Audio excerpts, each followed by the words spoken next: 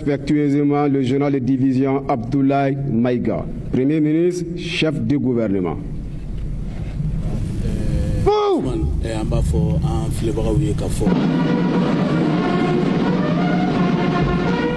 Présentez armes.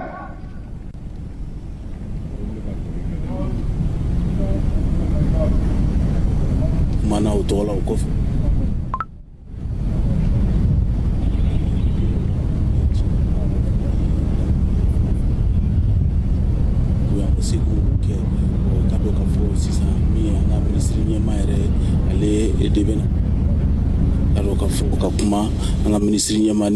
Division Abdoulaye Maïga.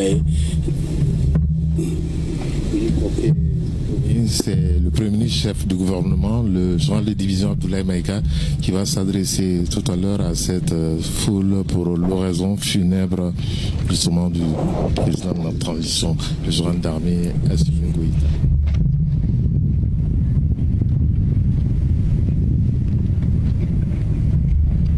Excellence, général d'armée Assimi Goïta, président de la transition, chef de l'État, chef suprême des armées, honorable général de corps d'armée Malik Diaw, président du Conseil national de transition, mesdames et messieurs les membres du gouvernement, mesdames et messieurs les présidents des institutions de la République, messieurs les anciens premiers ministres, monsieur le grand chancelier des ordres nationaux, monsieur le chef d'état-major général des armées, Excellences, mesdames et messieurs les ambassadeurs, les chefs de mission diplomatique accrédités auprès de la République du Mali,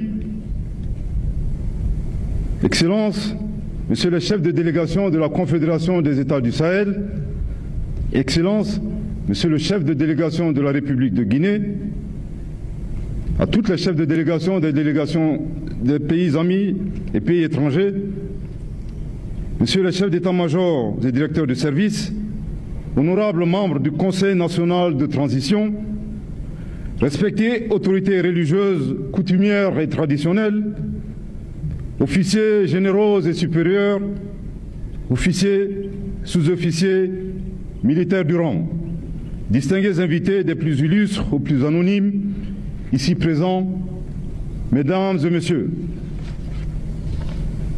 Il est des missions qu'on aurait bien aimé ne jamais avoir à effectuer, ne serait-ce qu'une seule fois de toute sa vie au service de la nation.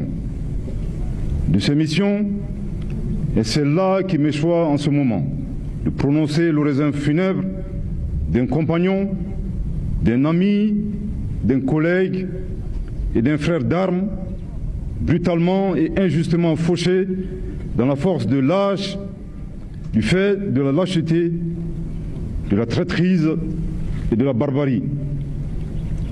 La mort, et nous l'avons appris en nos dépens, est un verdict divin sans appel.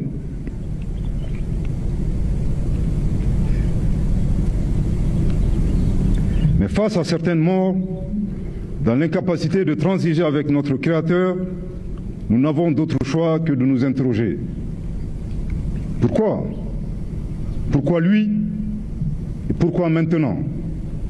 Cette interrogation particulièrement grave, qui délimite le champ de notre modeste condition humaine, recèle à la fois notre cri de détresse, notre impuissance et notre résignation face à la mort.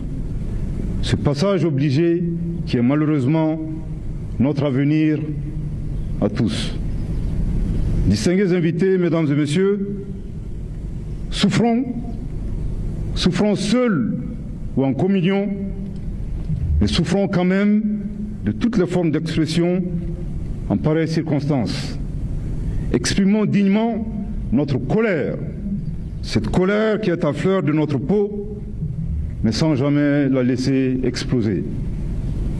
Bien au contraire, réjouissons-nous de certaines morts qui inscrivent dans le marbre pour l'éternité un nom, qui font la fierté d'une famille et qui couvrent d'honneur toute une institution, toute une nation.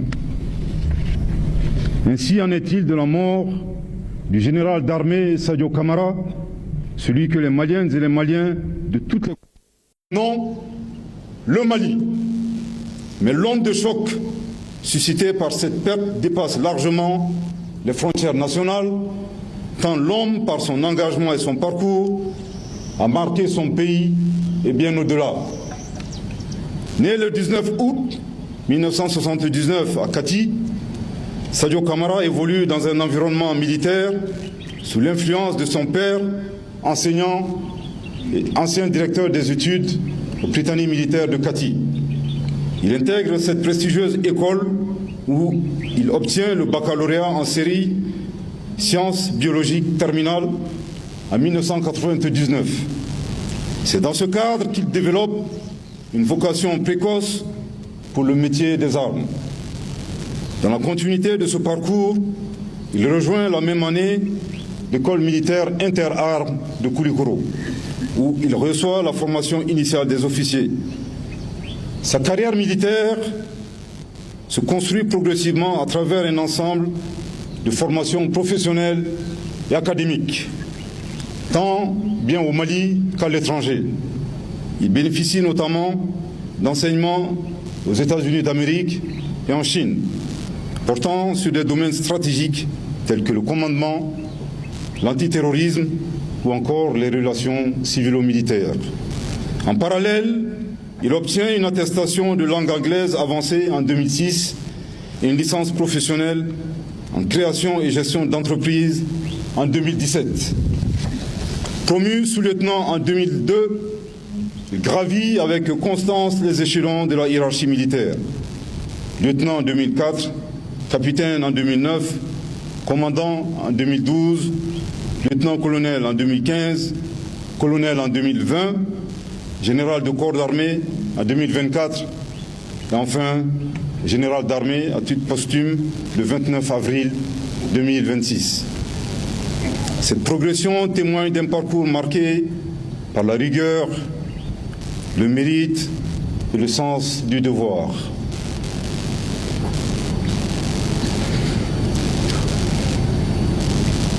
Tout au long de sa carrière, le général Camara occupe de nombreuses fonctions opérationnelles et de commandement. Il dirige notamment des unités à Kadiolo, Kidal et Menaka, avant d'assumer d'autres responsabilités telles que le commandement du groupement territorial de Bamako et du Prytanée militaire de Kati. Son expérience est également enrichie par sa participation à plusieurs opérations militaires au Mali et au Niger, contribuant ainsi à renforcer ses compétences tactiques et sa connaissance du terrain. Son engagement et son professionnalisme sont reconnus à travers de nombreuses distinctions honorifiques, dont le grade de grand officier de l'Ordre national du Mali, la médaille pour le renforcement de la coopération militaire russe, ainsi que plusieurs distinctions honorifiques militaires, dont la Croix de la valeur militaire, la médaille du mérite, la médaille du sauvetage et des médailles commémoratives de campagne. Distingués invités, mesdames et messieurs, il n'est nul besoin de trahir un quelconque secret d'État pour reconnaître le rôle déterminant joué par le général d'armée Sadio Camara dans le processus de refondation de l'outil de défense de notre patrie. Son engagement s'inscrit pleinement dans la dynamique impulsée par les autorités de la transition